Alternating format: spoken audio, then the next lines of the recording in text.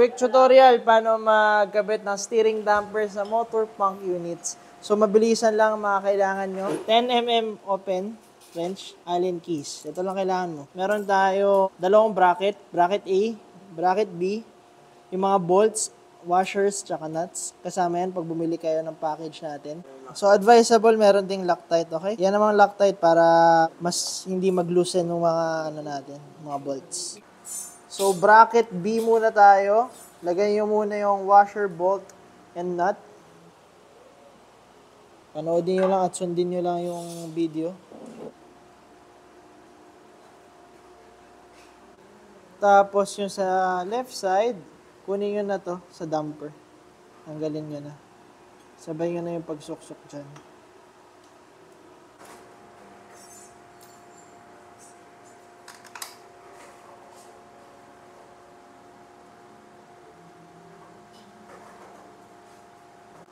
So, itong bracket na to, galing yan dito. Tanggalin nyo lang. Ito yan para matanggal. So, yan, clockwise para higpitan. Righty-tighty tayo, righty-tighty. So, ang distance nito, pumunta dito, more or less mga 1.5 inch. So, bracket B, na-install na natin. Okay, yan naman yung bracket A. Yakapin nyo ulit yung pinaka-neck natin. Sundan nyo lang yung video. Ganun ulit. Bolt washer. Suksok. Tapos nut sa ilalim.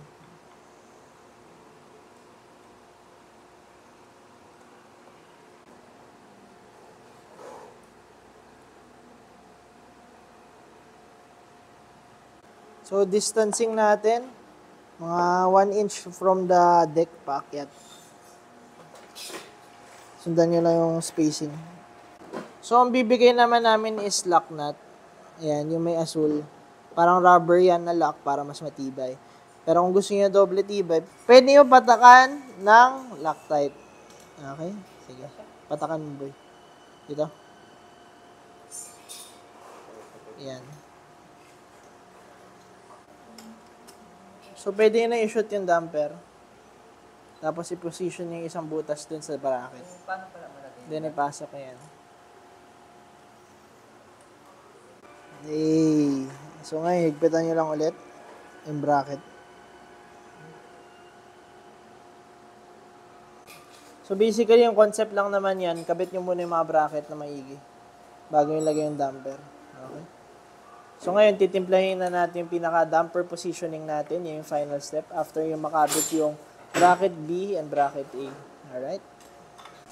Okay, sa adjustment natin, ito yung rules. Number 1, luwagan nyo muna to. So, counterclockwise. Tapos, dapat sentro yung gulong sa body and sa stem bago tayo maghigpit.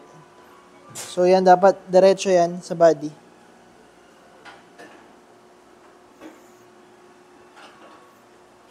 Then, next rule natin, naluwagan mo na. So, yan, luluwagan natin. Next rule natin, dapat yung distance na ito is the same sa distance dito. So, adjust mo na yun. Yan. Tapos, pag same na yung distance, sa timpla yun na, pwede yun ang higpitan to. Yan na yung final step. Righty-tighty lang.